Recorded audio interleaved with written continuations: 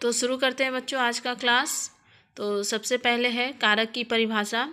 कारक की परिभाषा क्या है, इसके भेद कितने होते हैं, इसको हम लोग कैसे पहचानेंगे वाक्यों में, और इन भेदों की परिभाषा क्या है, उसके उदाहरण किस प्रकार है, ये सब जानेंगे हम लोग आज। तो बच्चों आप लोग अंत तक बने रहिए और मेरे वीडियो को अच्छे से देखिए।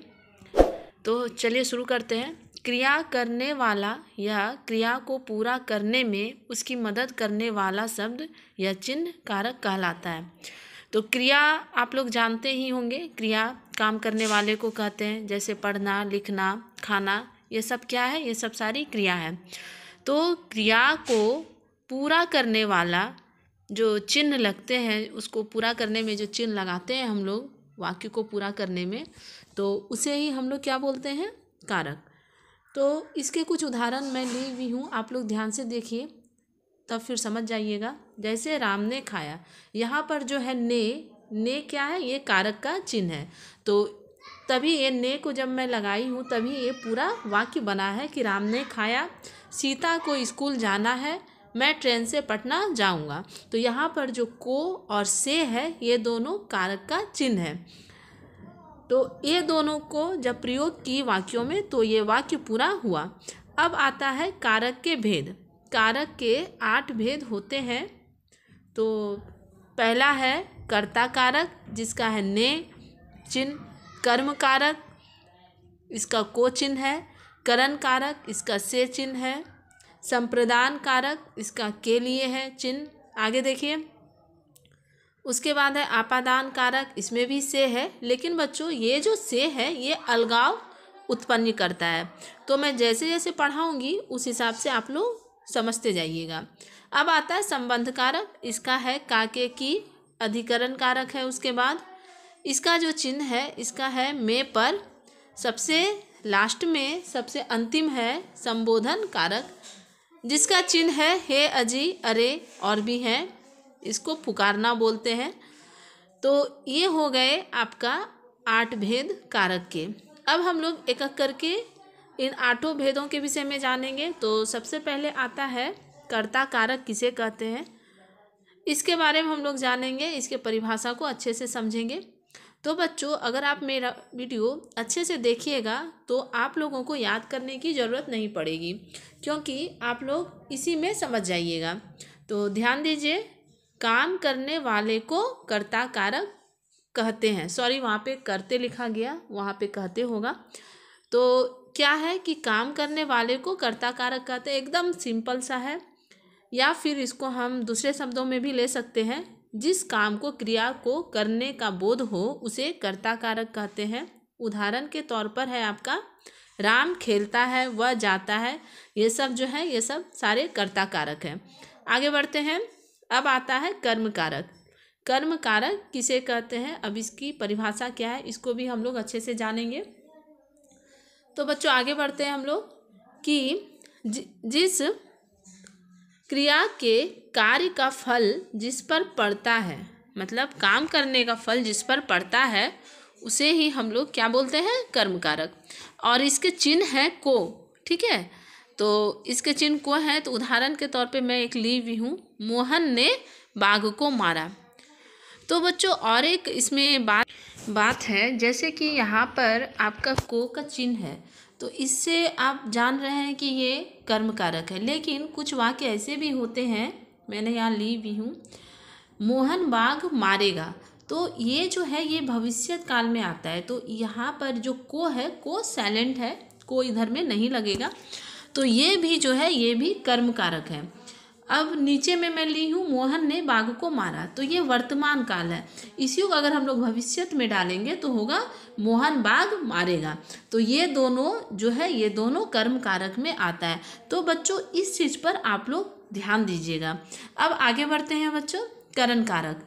करण कारक किसे कहते हैं, अब इसके बारे में हम लोग जानेंगे, इसको भी हम लोग अच्छे से समझेंगे एक एक करके। तो इसका परिभाषा है, इसको आप लोग ध्यान से सुनिए। वह रूप जिस रूप से क्रिया के साधन का बोध हो या जिसके जरिए कोई कार्य पूरा का बोध हो।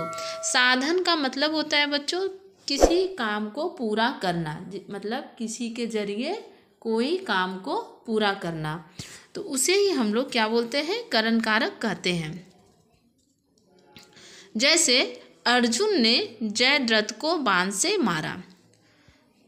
इसमें क्या है बच्चों, अर्जुन ने जयद्रथ को बाण से मारा, तो अर्जुन के द्वारा जयद्रथ को बाण से मारा गया है। तो ठीक है बच्चों, अब आगे बढ़ते हैं। संप्रदान कारक किसे कहते हैं, अब इसके विषय में हम लोग जानेंगे, इसको अच्छे से समझेंगे, इसकी परिभाषा को भी समझेंगे। तो इस पे आप लोग ज़्यादा गौर करिएगा, क्योंकि ये जो है थोड़ा सा डिफ़िकल्ट है।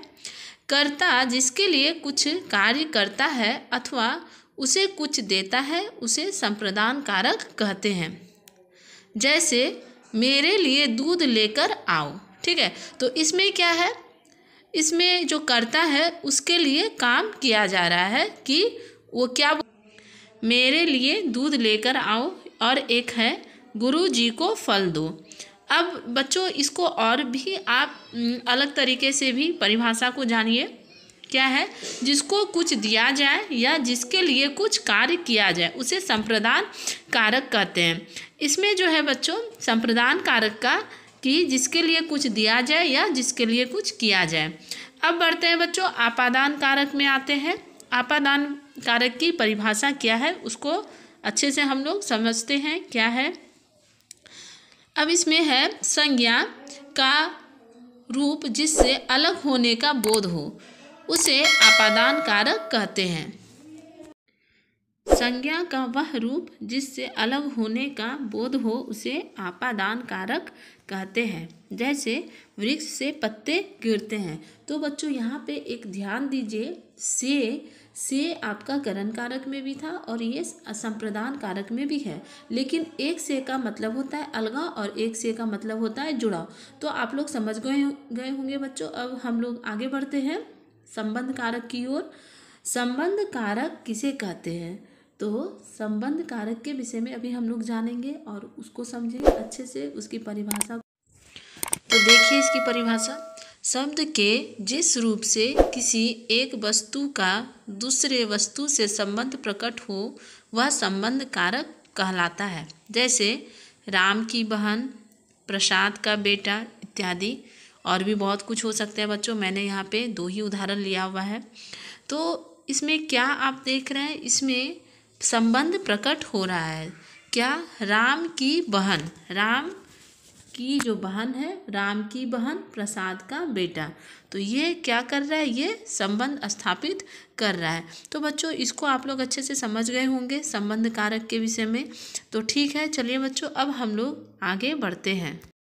अब आता है अधिकरण कारक किसे कहते हैं, इसकी परिभाषा क्या है, इसको भी हम लोग अच्छे से जानेंगे समझेंगे। तो बच्चों आप कहीं मत जाइए, आप अंत तक बने रहिए, मेरे वीडियो को देखिए अच्छे से। तो इसकी परिभाषा क्या है, ध्यान दीजिए बच्चों। जिस शब्द से क्रिया का आधार का बोध हो उसे अधिकरण कारक कहते हैं। ठीक है, जैसे भंवरा फूलों पर मंडरा रहा है। तो भंवरा कहाँ मंडरा रहा है, फूलों पर। तो बच्चों और एक बात है, इसकी जो पहचान है, तो आप इससे प्रश्न करके भी इसकी पहचान कर सकते हैं वाक्यों में। कैसे, किस में, किस पर, किस पे, कहाँ आदि प्रश्न पूछकर हम इसको पहचान सकते हैं कि ये कौन सा कारक है। तो मैंने कुछ यहाँ पे उदाहरण लिया हुआ है, देखिए ध्यान से। कुर्सी आंगन के बीच बिछा दो। तो कहाँ बिछा दो कुर्सी, तो आंगन के बीच। और एक उदाहरण है बच्चों, यहाँ पर नीचे में देखिए, तुम्हारे घर पर 4 आदमी हैं। तो इससे हम लोग प्रश्न कर रहे हैं कि तुम्हारे घर पर कितने आदमी हैं। तो कितने का प्रश्न हो रहा है कि कितने आदमी हैं। तो कितने हैं, तो 4 हैं। तो बच्चों इसमें क्या है, आप प्रश्न कर कर भी इस कारक को अच्छे से जान पाइएगा। तो ठीक है बच्चों, अब आगे बढ़ते हैं संबोधन कारक। संबोधन कारक किसे कहते हैं, इसकी परिभाषा क्या है और इसके उदाहरण क्या है, उस पर अभी हम लोग चर्चा करेंगे। तो जिससे किसी को बुलाने या सचेत करने का भाव प्रकट हो। ठीक है बच्चों, क्या है, फिर से एक बार बोल रही हूँ मैं, जिससे किसी को बुलाने या सचेत करने का भाव प्रकट हो, उसे ही हम लोग संबोधन कारक कहते हैं। जैसे हे, अजी, अरे, अहो इत्यादि, मतलब ये पुकारने का जो है वो चिन्ह होता है। इससे हम लोग पुकार सकते हैं किसी को। उदाहरण के तौर पे है बच्चों, देखिए, जैसे कि अरे जरा इधर आना, अरे भाई जरा सुनो, ये सब है बच्चों इत्यादि। और भी बच्चों बहुत सारे हो सकते हैं। तो ये आप लोग ये ध्यान बस रखिए कि ये जो संबोधन कारक है किसी को पुकारने का की ओर संबोधित करता है। तो बच्चों, अगर मेरा वीडियो पसंद आए तो मेरे चैनल को ज़रूर सब्सक्राइब कीजिए, बेल आइकन दबाइए, ताकि जो मेरा नेक्स्ट वीडियो है वो आप तक पहुंच पाए। और कमेंट करिए, शेयर करिए, ताकि और भी जो बच्चे हैं वो अच्छे से जान पाए। अगर बच्चों आप चाहते हैं कि मैं लाइव आके पढ़ाऊं, तो मुझे कमेंट बॉक्स में लिख के बताइए, तो मैं लाइव आके आपको पढ़ाऊंगी और अच्छे से समझाने का भी कोशिश करूंगी।